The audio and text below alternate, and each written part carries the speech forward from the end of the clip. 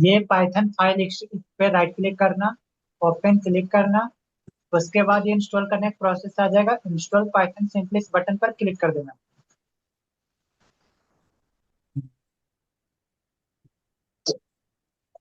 अब ये प्रोसेस पूछ रहा अपडेट सेटिंग नाउ, यस या नो। तो यस करेंगे, इंटर प्रेस करेंगे।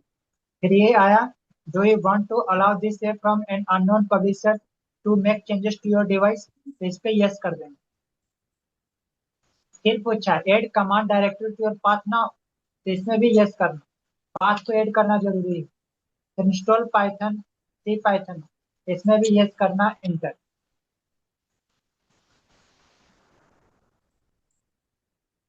अब शुरू हो गया इंस्टॉल होना। क्या पूछ रहा, व्यू ऑनलाइन हेल्प, इसमें यस कर देते हैं।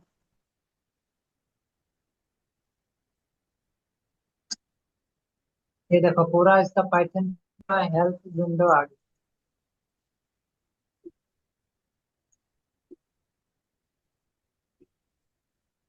तो इसका कुछ करना नहीं है इसको।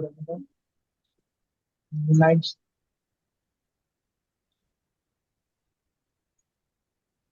अब वापस आते हैं, ये प्रोग्राम को रन करके देखते हैं रन करता है। No Python interpreter selected, please select Python, select Python interpreter. ये देखो ये वाला इंस्टॉल कर दिए तो आ गया। इसको क्लिक कर देते हैं। अब रन करके देखते हैं। देखो अब रन कर गया।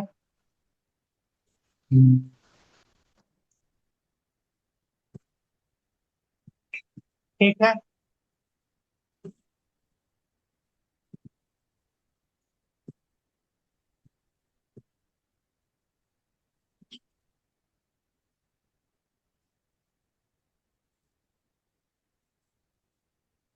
तो देखो पाइथन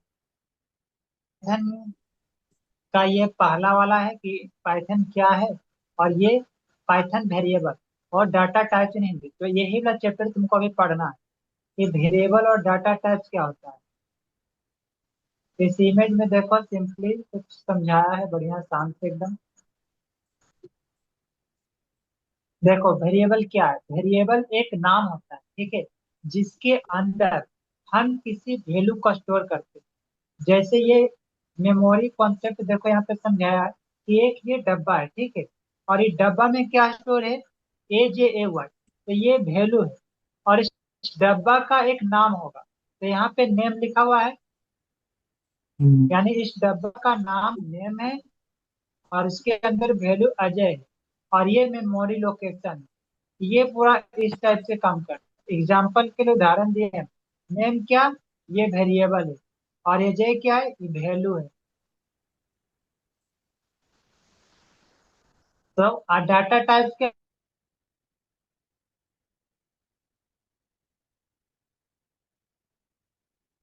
इंटीजर टाइप हो गया, एज, एज इक्वल टू 2020 लिखा हुआ। तो ये 20 एक नंबर है, तो ये इंटीजर है। उसी तरह फ्लोट, तो प्राइस जैसे 99.99, जो पॉइंट वाला नंबर रहता है वो फ्लोट होता है। तो प्राइस एक पता चलेगा फ्लोट है। फिर उसी तरह ये जो इन्वर्टेड कॉमा के अंदर AJAY अजय, ये क्या है, स्ट्रिंग है। फिर बुलियन भूल, तो is active equal to true, true false value जो रहता है उसको बुलियन बोलते हैं। इसमें सिर्फ दो ही वैल्यू होता है, ट्रू या फॉल्स। और फिर none, none type, data equal to none. तो यहाँ पे एग्जांपल दिया प्रोग्राम में, नेम इक्वल टू AJY, तो ये स्ट्रिंग है। Age 20, price is student equal to true. तो ये ई सेट जितना भी है ना, name age price is student, ये सब तुम्हारा वेरिएबल का नाम है, और इधर तुम्हारा वैल्यू का आउटपुट है। रूल्स ऑफ वेरिएबल, वेरिएबल बनाने का रूल्स होता है कि लेटर, नंबर और अंडरस्कोर का उपयोग करें। इसमें नंबर से शुरू नहीं हो सकता। आप पाइथन कीवर्ड का उपयोग नहीं कर सकते।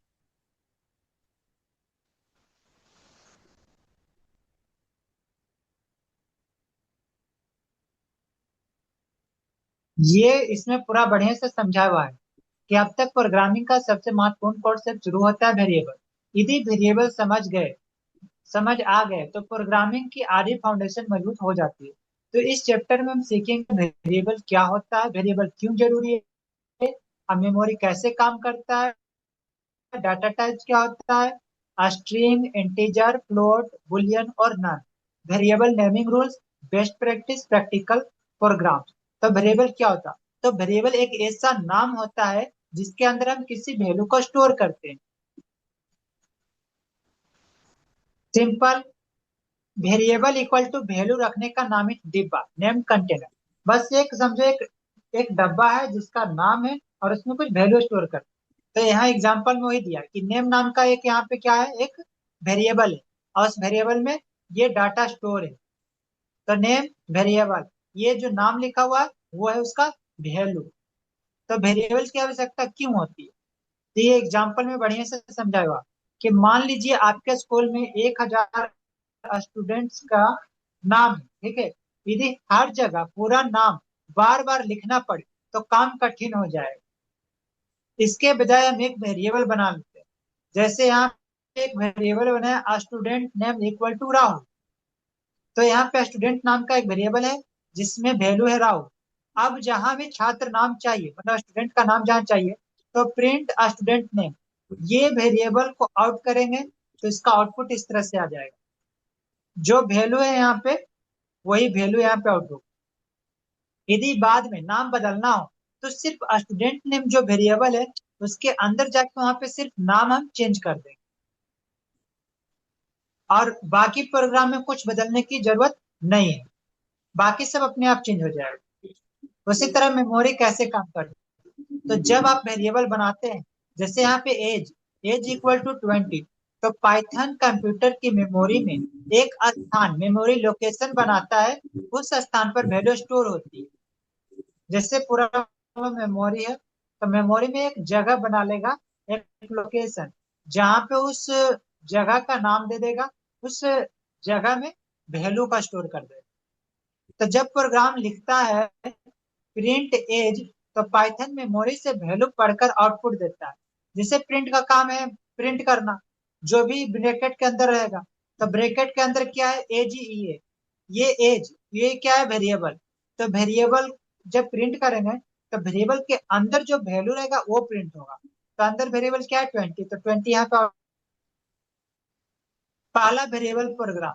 जैसे यहाँ पे नेम इक्वल टू, ये वैल्यू दिए age A Y, inverted comma के अंदर दिए क्योंकि ये स्ट्रिंग है।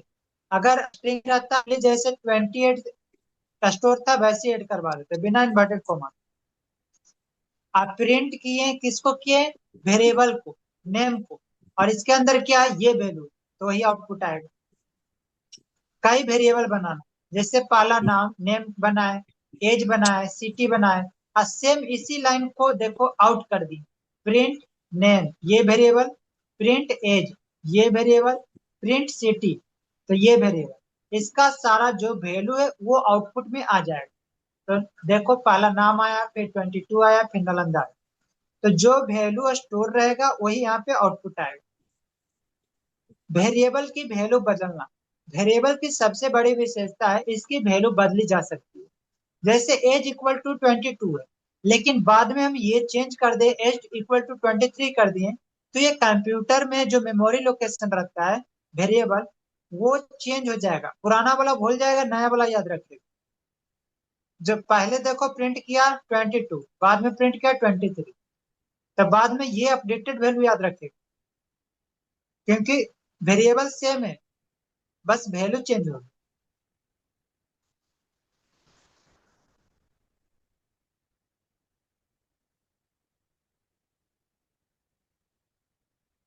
वेरिएबल असाइनमेंट, पाइथन में ये जो इक्वल टू है, इसका अर्थ मैथमेटिक्स में जैसे बराबर जैसे होता है तो इसमें बराबर नहीं होता है। यह असाइनमेंट ऑपरेटर, उदाहरण के लिए इसमें जैसे सैलरी नाम का एक वेरिएबल है, आई इक्वल टू यहाँ पे 30,000, यहाँ पे कुछ वैल्यू उसमें दिया हुआ है, तो इसका मतलब है कि 30,000 को वेरिएबल सैलरी में स्टोर करो। 30,000 वैल्यू है, इसको क्या करना है, ये सैलरी नाम का वेरिएबल है उसमें इस वैल्यू को स्टोर करना। इस लाइन का मतलब हुआ। तो डाटा टाइप क्या होता है, तो हर वेरिएबल किसी ना किसी प्रकार का डाटा स्टोर करता है। उदाहरण के लिए नाम हो गया, उम्र हो गया, सैलरी हो गया, ट्रू या फॉल्स हो गया, तो इन सभी प्रकार का अलग होता है, तो इसी प्रकार को हम लोग डाटा टाइप करते हैं।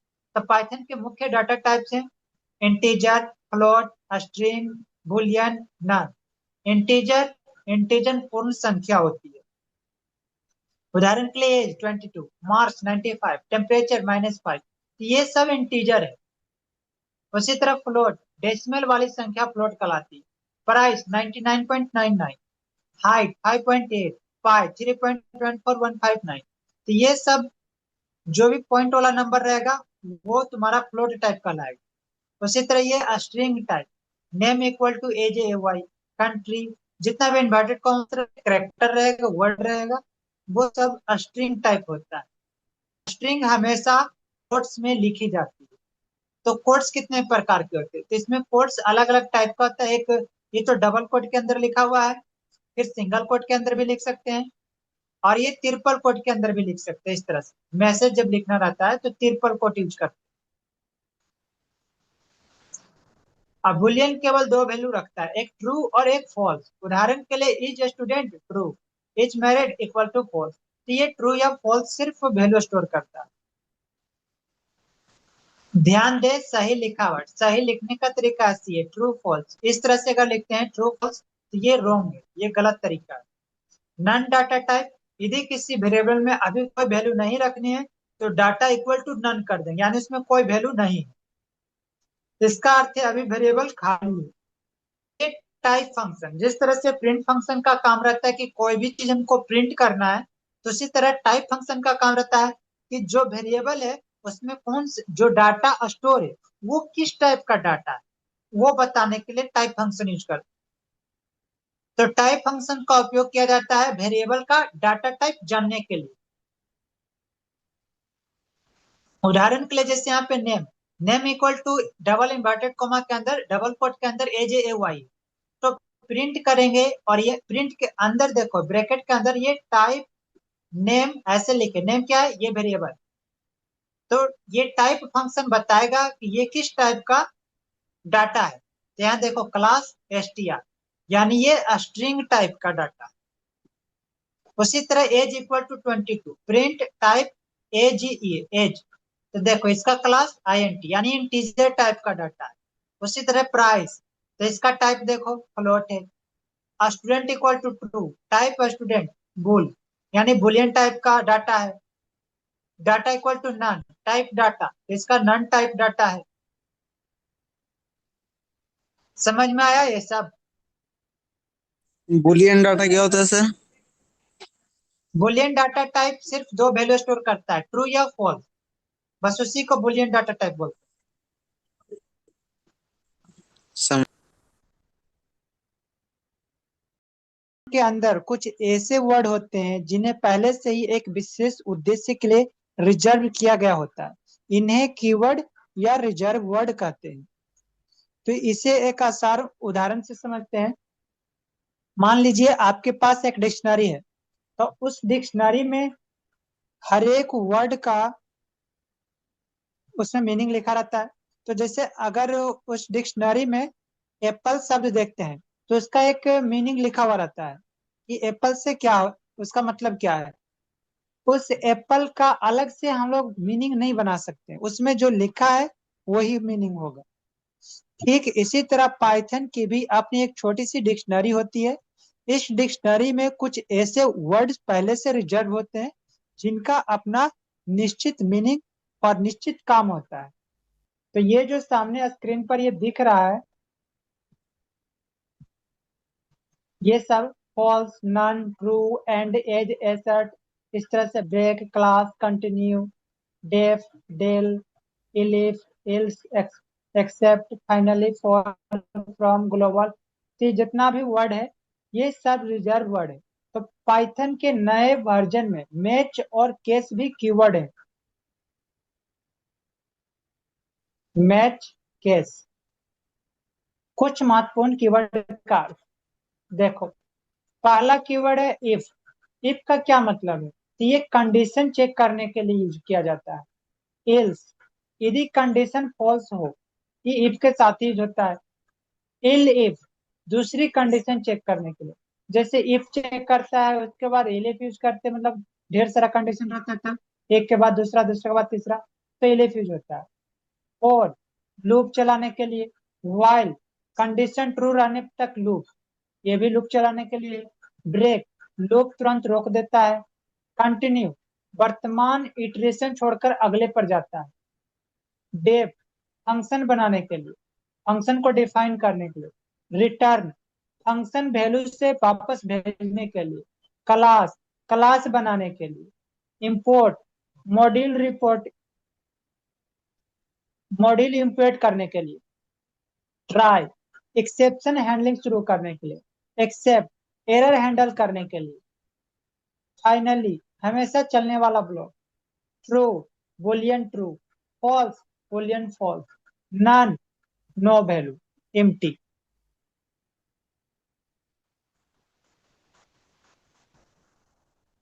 तो इन सभी वर्ड का पाइथन में पहले से ही एक विशेष अर्थ और उपयोग तय है।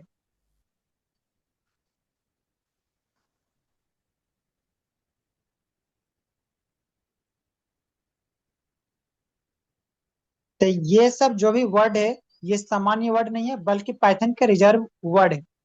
तो कीवर्ड का उपयोग कहाँ नहीं कर सकते? तो ये जो रिजर्व वर्ड है, इतना सारा जो अभी दिखाए ये सब वर्ड, इसका उपयोग कहाँ नहीं कर सकते हैं? तो कीवर्ड का सबसे महत्वपूर्ण रोल यह है कि इन्हें आइडेंटिफायर या वेरिएबल नेम के रूप में इस्तेमाल नहीं कर सकते। जैसे पिछला क्लास में बताया था कि वेरिएबल का नाम बनाने का रूल है कि वो कैरेक्टर से शुरू होता है, नंबर से शुरू नहीं कर सकते, अंडरस्कोर यूज कर सकते हैं। तो उसी में ये भी एक ही रूल था कि वेरिए ये रिजर्व वर्ड का यूज नहीं कर सकते हैं। तो आइडेंटिफायर यानी वेरिएबल नाम बनाने समय ये जो वर्ड है रिजर्व वर्ड, कीवर्ड, इसका यूज नहीं होता है।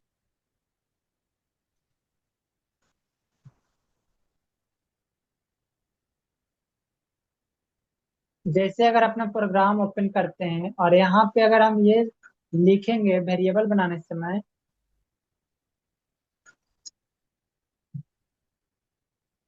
जैसे यहाँ वेरिएबल बनाते हैं, ठीक है। तो अगर हम यहाँ पे इस टाइप से लिख दें true equal to inverted comma और कोई भी वैल्यू, तो इस तरह का वेरिएबल हम डिफाइन नहीं कर सकते, क्योंकि ये पहले से रिजर्व वर्ड है, कीवर्ड है। या इस तरह से इक्वल टू 100 या नन इक्वल टू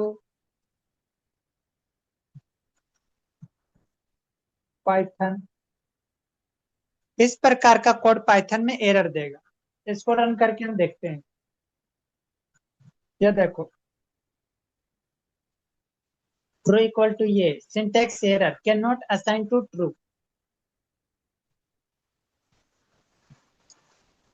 तो क्योंकि ट्रू, फॉल्स और नन, ये जो ट्रू, फॉल्स, नन पहले से ही पाइथन के रिजर्व कीवर्ड हैं, तो इनका उपयोग केवल उसी उद्देश्य के लिए किया जा सकता है जिसके लिए पाइथन इन्हें बनाया है। इन्हें किसी वेरिएबल, फंक्शन या आइडेंटिफायर का नाम नहीं बनाया जा सकता। कीवर्ड का अपना एक निश्चित मीनिंग होता है, जो यहाँ पे ये दिखा है कि फॉल्स का क्या मतलब है, ट्रू का क्या मतलब। तो जिसका पहले से वैल्यू है, इसका पहले से इसका डेफिनेशन पता है, उसको हम लोग आइडेंटिफायर में यूज नहीं कर सकते। कीवर्ड का अपना एक निश्चित मीनिंग होता है। तो हर कीवर्ड का पाइथन में एक निश्चित कार्य होता है। उदाहरण के लिए ट्रू केवल बुलियन की ट्रू वैल्यू को दर्शाता है, फॉल्स केवल बुलियन की फॉल्स वैल्यू को दर्शाता है। और नन का अर्थ होता है कि किसी वेरिएबल में कोई वैल्यू मौजूद नहीं है, नो वैल्यू। इसी प्रकार इफ डिसीजन लेने के उपयोग होता है, फॉर लूप चलाने के लिए होता है, ब्रेक लूप से बाहर निकलने के लिए होता है, इंपोर्ट किसी मॉड्यूल को इंपोर्ट करने के लिए होता है। तो यहाँ पे सबका काम यहाँ पे दिया हुआ है। यानी प्रत्येक कीवर्ड का अपना निश्चित उद्देश्य होता है।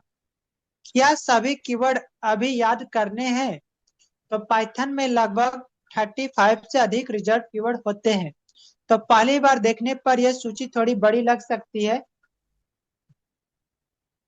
लेकिन इन्हें देखकर घबराने की बिल्कुल आवश्यकता नहीं है। आपको अभी सभी कीवर्ड याद करने की जरूरत नहीं है। जैसे जैसे हम पूरे पाइथन कोर्स में आगे बढ़ेंगे, हर चैप्टर में नए नए कीवर्ड सीखते जाएंगे। जैसे अभी ये बुलियन वैल्यू वाला सीखे थे कि true false none data type में पढ़े, तो हम ये सीख चुके हैं। इसी तरह आगे जो ये सब अभी कीवर्ड दिखा रहे हैं, if else for while break continue def return, ये सब आगे जब पढ़ेंगे चैप्टर में तो इस सब के बारे में सीखते जाएंगे। तो इसलिए अभी केवल इतना याद रखिए कि पाइथन के कुछ वर्ड्स पहले से रिजर्व वर्ड होते हैं, उनका अपना निश्चित मीनिंग होता है और उन्हें वेरिएबल या फंक्शन का नाम नहीं बनाया जा सकता। समय के साथ प्रैक्टिस करते करते ये सभी कीवर्ड आपको अपने आप याद हो जाएंगे।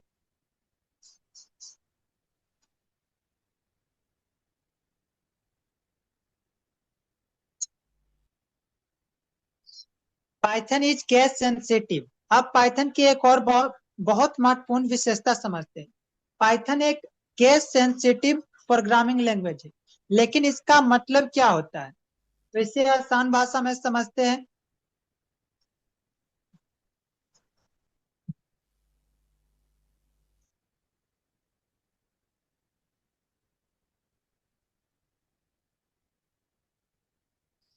जैसे कोई और प्रोग्रामिंग लैंग्वेज, क्या प्रोग्रामिंग नहीं, जैसे HTML सीखते हैं ना, तो उसमें जैसे HTML में इस टाइप से लिखते हैं HTML, इसका और इसका मीनिंग जैसे HTML, तो उसमें मीनिंग चेंज नहीं होता, दोनों एक ही होता है। कैपिटल लिखो या स्मॉल लिखो उसको फर्क नहीं पड़ता, वो दोनों को सेम समझेगा। लेकिन यहाँ पर जब करेंगे ये पाइथन में, तो वो दोनों सेम नहीं होता।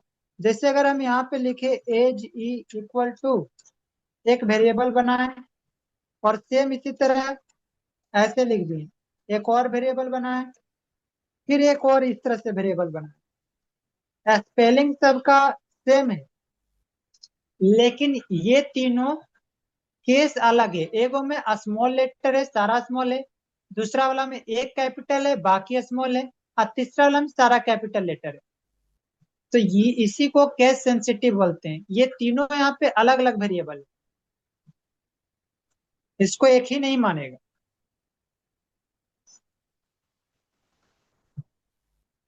यानी उनमें अगर आप किसी वर्ड को कैपिटल लेटर में लिखे या स्मॉल लेटर में, तो इसमें इसको अलग अलग ये समझेगा। और वही SQL या HTML जो भी दिखा है, वो केस सेंसिटिव नहीं होता है, उसमें कैपिटल लिखो या स्मॉल लिखो वो एक ही समझेगा।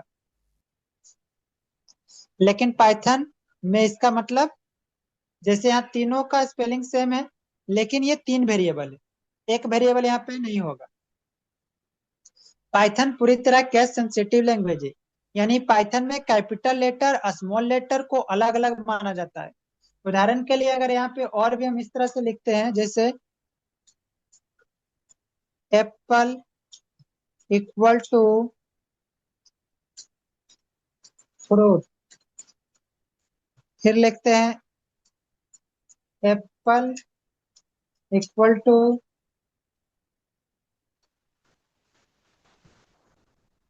कंपनी। यहाँ एप्पल ये ऊपर वाला है, ये एप्पल, और नीचे ये एप्पल, ये दोनों अलग अलग वेरिएबल है। ये पहला वेरिएबल, ये दूसरा वेरिएबल। तो इसी प्रकार अगर हम एक और इस तरह से लिखते हैं, जैसे name, name equal to name equal to, तो ये भी दो वेरिएबल अलग अलग। तो इसलिए वेरिएबल नेम लिखते समय हमेशा कैपिटल और स्मॉल लेटर का विशेष ध्यान रखें। कीवर्ड लिखते समय भी ध्यान रखें। केस सेंसिटिव केवल वेरिएबल पर ही लागू नहीं होता, बल्कि इसका जो पाइथन का कीवर्ड जो अभी बता रहे थे रिजर्व वर्ड, उस पे भी लागू होता है। जैसे यहाँ पे अगर हम लिखते हैं ट्रू, तो ये सही है, लिखते हैं फॉल्स, तो ये भी सही है, लिखते हैं नन, तो ये भी सही है। लेकिन इसी का स्पेलिंग हम अगर कर दिए ट्रू फॉल्स नन, तो ये गलत हो जाएगा। देखो यहाँ पे लाइनिंग आ रहा है, अंडरलाइन। अगर आप ट्रू फॉल्स या नॉन छोटे अक्षरों में लिखेंगे तो पाइथन उन्हें रिजर्व कीवर्ड नहीं लगे मानेगा और प्रोग्राम एरर दे सकता है। इसलिए हमेशा याद रखें, ट्रू का टी हमेशा कैपिटल होगा, एफ का या फॉल्स का एफ कैपिटल होगा, नन का एन कैपिटल होगा शुरू का।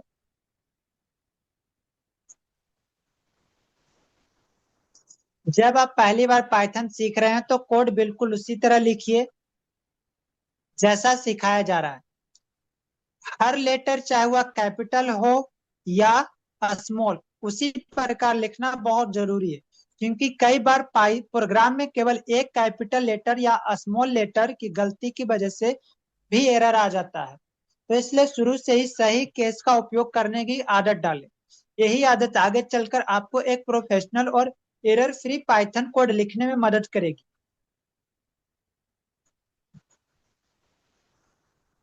ठीक है, इतना समझ गया कि ये कैसे सेंसिटिव होता है। अब आगे देखते हैं, print sum of two number. अब तक हमने वेरिएबल, डाटा टाइप्स और प्रिंट फंक्शन को समझ लिए हैं। तब इन्हीं कॉन्सेप्ट का उपयोग करके अपना पहला छोटा सा प्रोग्राम बनाते हैं।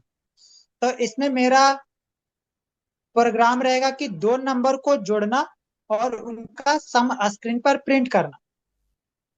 तो किसी भी प्रोग्राम को लिखने से पहले उसका लॉजिक समझना बहुत जरूरी होता है। तो इस प्रोग्राम का लॉजिक बहुत सरल है। सबसे पहले हम दो वेरिएबल बनाएंगे, ठीक है। जैसे मान लो यहाँ पे a इक्वल टू 2, ये एक वेरिएबल बनाए, और दूसरा वेरिएबल b इक्वल टू कुछ भी, कोई भी वैल्यू हम दे सकते हैं, ठीक है, 5 दिए। अब हमारे पास दो नंबर है, एक a के अंदर वैल्यू 2 है, b के अंदर वैल्यू 5 है। अब हमें इन दोनों नंबर का एडिशन करना है।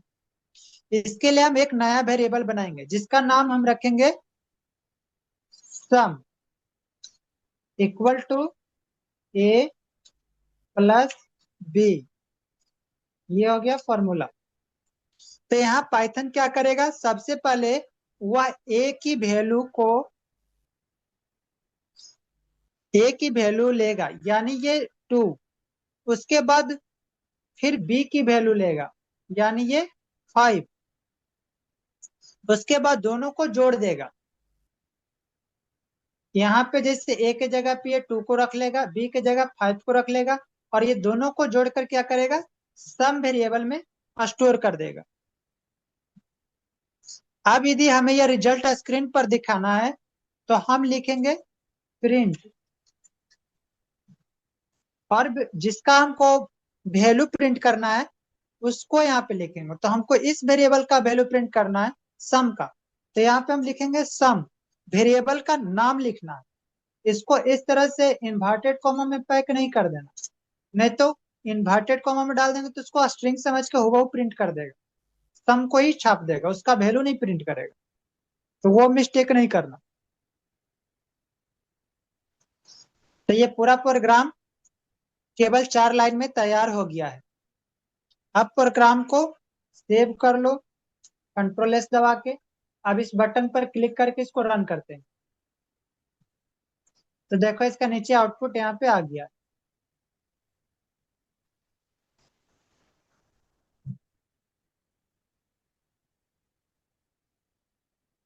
तो अभी इसमें हुआ क्या, इसका आउटपुट तो आ गया। तो पाइथन ने सबसे पहले ए और बी की वैल्यू ली, फिर दोनों को यहाँ पे ऐड किया, और फिर उसके बाद अंत में रिजल्ट स्क्रीन पर प्रिंट कर दिया।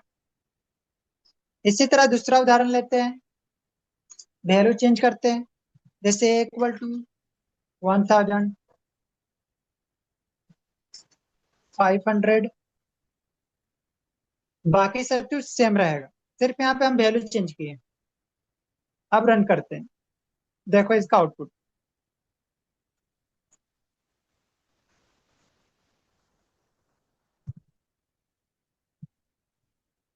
इस छोटे से प्रोग्राम में हमने एक साथ कई महत्वपूर्ण कॉन्सेप्ट का उपयोग किया। पहला, वेरिएबल बनाना, वेरिएबल में वैल्यू स्टोर करना, अर्थमेटिक ऑपरेटर ये जो प्लस है अर्थमेटिक ऑपरेटर प्लस का उपयोग करना और रिजल्ट को एक नए वेरिएबल में स्टोर करना, फिर प्रिंट फंक्शन की मदद से आउटपुट दिखाना। तो यही प्रोग्रामिंग का मूल सिद्धांत है।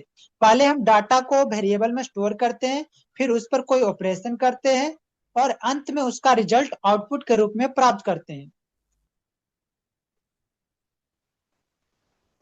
इसी तरह अगर हम सम के जगह माइनस करना चाहें डिफरेंस, तो यहाँ पे सिर्फ माइनस सिंबल लगा देंगे, माइनस ऑपरेटर, और ये रन कर देंगे। ये देखो घट के आ गया value.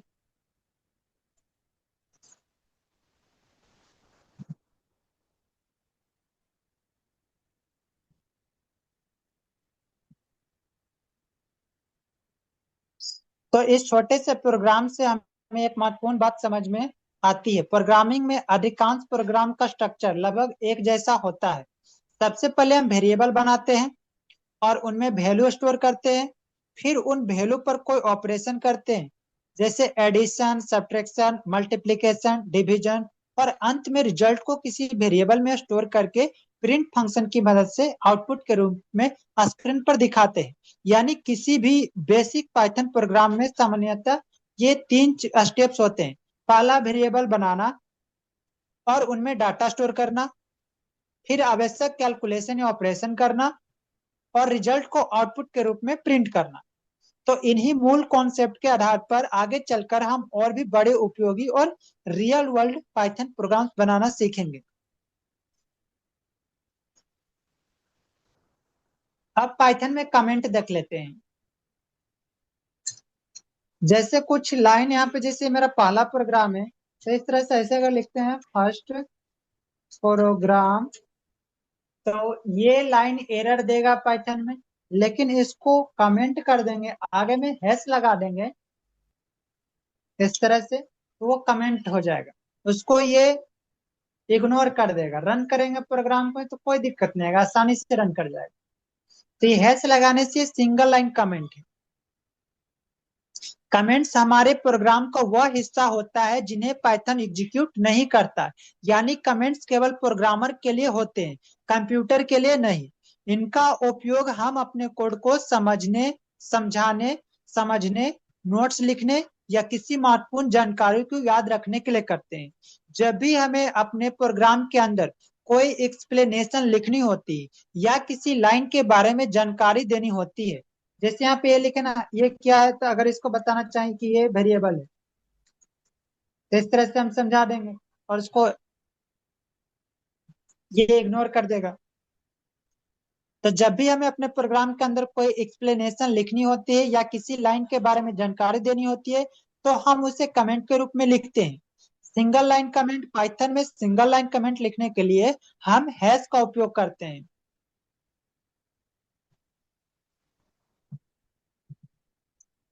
Hash this is a comment. और अगर कोई कोड जैसे लिखा हुआ रहेगा, शॉर्टकट लगाना रहेगा, तो कंट्रोल के साथ स्लैश लगाना, वो कमेंट हो जाएगा। तो यहाँ जो भी हैश लगा रहेगा वो एग्जीक्यूट नहीं होगा।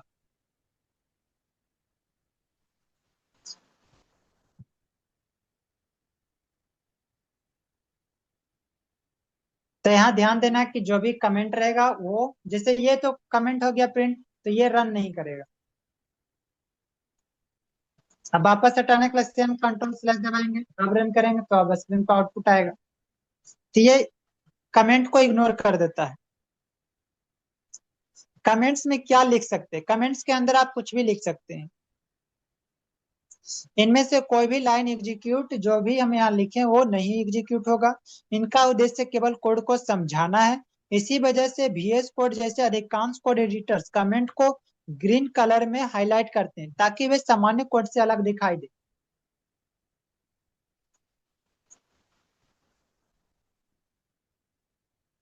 मल्टी लाइन कमेंट, ये तो सिंगल लाइन कमेंट हुआ। अगर हमें एक से अधिक लाइन में कोई जानकारी लिखनी हो तो उसे मल्टी लाइन कमेंट कहते हैं। तो इसके लिए आमतौर पर एक ट्रिपल कोड, जैसे हमको ज्यादा अगर लिखना रहे तो यहाँ पे हम ट्रिपल कोट इस्तेमाल करें। 3। अब हम यहाँ से और भी चीज लिख सकते हैं। It can contain multi line lines Python ignores it during execution. और सेम उसी तरह ये 3 लाइन दे देंगे। अब रन करेंगे तो वो इग्नोर कर देगा, जैसे प्रोग्राम चला था वैसे ही चलेगा। तो इस प्रकार हम कई लाइन की जानकारी एक साथ लिख सकते हैं। हालांकि शुरुआत स्तर पर आप चाहें तो हर लाइन के पहले हैश लगा सकते हैं, और उसका शॉर्टकट पता है कंट्रोल / दबाना, और आसानी से लग जाएगा। जैसे इसको इस तरह से लिखेंगे, hash this is line 1, hash this is line 2, hash this is line 3।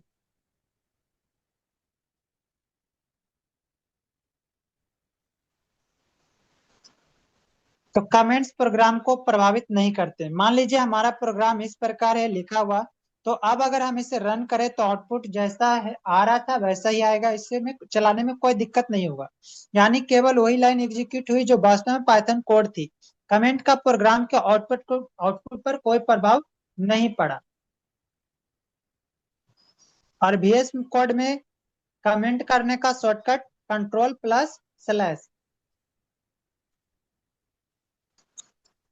ctrl+/ ये शॉर्टकट है कमेंट करने का।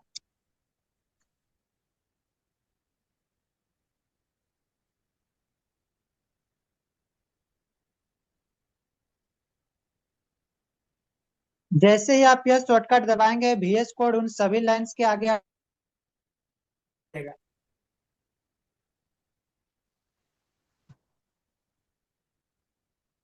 और वे कमेंट्स बन जाएंगे। अगर उन्हीं लाइंस को दोबारा सिलेक्ट करके यही शॉर्टकट फिर से दबाएंगे तो कमेंट हट जाएगा और लाइंस वापस सामान्य कोड बन जाएगा। यानी इसी शॉर्टकट की मदद से हम किसी भी कोड को बहुत आसानी से कमेंट और अनकमेंट कर सकते हैं। जैसे ये लाइन के बीच में रखें, कंट्रोल / दबाएं, कमेंट बन गया, फिर कंट्रोल / दबाएं, वापस कोड बन गया।